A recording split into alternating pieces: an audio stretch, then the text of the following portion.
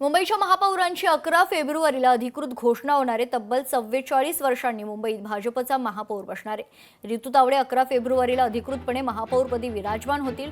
ठाकरेंच्या शिवसेनेनं अर्ज दाखल केला नसल्यानं बिनविरोध निवडणूक या ठिकाणी पार पडणार आहे। महापौर निवडणुकीसाठी मुख्यमंत्री देवेंद्र फडणवीस आणि एकनाथ शिंदे उपस्थित राहणार असल्याची माहिती असून जोरदार शक्ती प्रदर्शन करत महायुती जल्लोष साजरा करेल।